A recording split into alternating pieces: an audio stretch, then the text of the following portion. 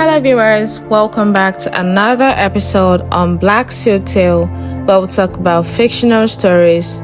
Our story for today is He Owned the City, but She Owned His Heart.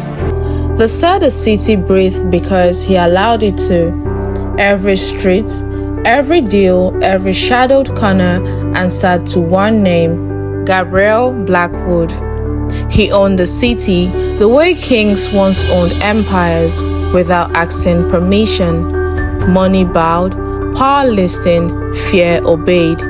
But there was one thing the city never warned him about, her. Because while he owned the city, she owned his heart, and loving her would cost him everything.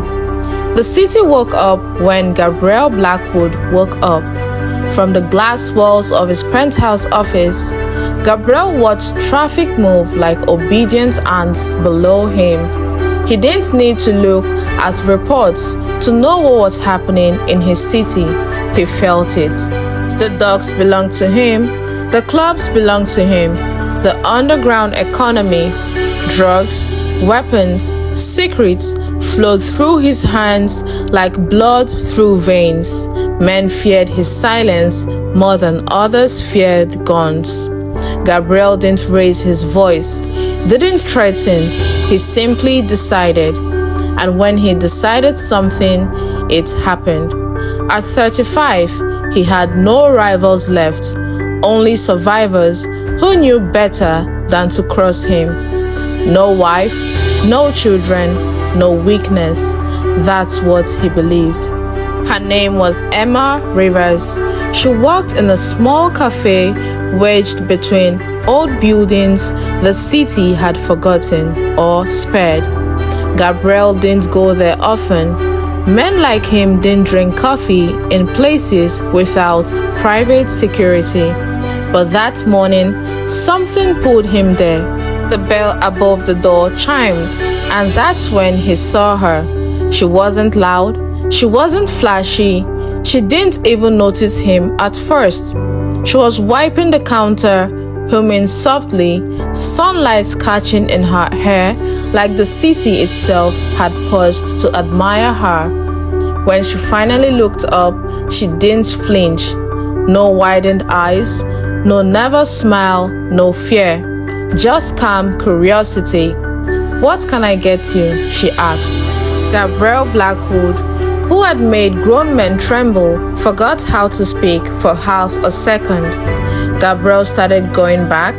At first, he told himself it was convenience, then routine, then something else. Elena didn't ask who he was, didn't pry, didn't flirt.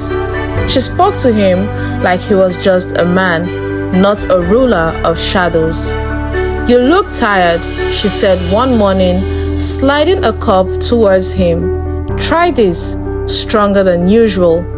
No one told Gabriel Blackwood what he needed except her, and somehow he let her.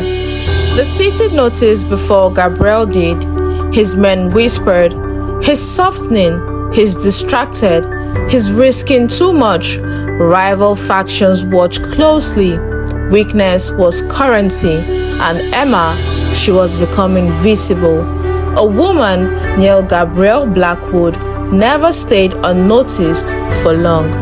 The truth came like a knife. Emma wasn't just a cafe worker. Her father had been a journalist, one who had tried to expose corruption years ago. Gabriel ordered his silence, not personally, not intentionally, but the chain of command ended him. When Emma found out who Gabriel really was, the betrayal cut deeper than fear ever could. "You destroyed my family," she said, tears shaking her voice. "And you didn't even remember." Gabriel had faced death without blinking, but this broke something inside him. The city turned hostile overnight. Enemies rose, alliances fractured, shots echoed in the streets, and Emma was now a target. Gabriel doubled security, locked her away in luxury she didn't ask for. "You can't cage me," she said. "I won't be another thing you own." That word, own, hit him harder than any bullet because he realized the truth. He didn't own her. He never could. The rivals made their move, a coordinated attack, multiple fronts, total war. Gabriel stood in the ruins of what he had built, blood on his hands, sirens in the distance. He could win, but winning meant becoming the monster Emma hated, and losing meant losing the city. He looked at her, then he made a decision no one expected. Gabriel surrendered, not to rivals, to the law. Evidence surfaced, confessions followed, views were exposed, the city shook. Gabriel Blackwood, the untouchable, walked into custody without resistance. The empire collapsed, and the city breathed without him. Prison stripped him of everything except clarity. Emma visited, not out of obligation, but because love doesn't vanish just because power does. "You don't have to do this," she said. "Yes," Adrienne replied quietly. "I did." Years later, Adrienne walked free. No empire waiting, no city to command, just a quiet life. And Emma, the city still remembered him as the man who owned everything. But Gabriel knew the truth. Power never saved him. Fear never fulfilled him. Love did. Because he owned the city, but she owned his heart. Thank you for watching. And if you enjoy this story, please like, comment, share, and subscribe for more. Stay tuned.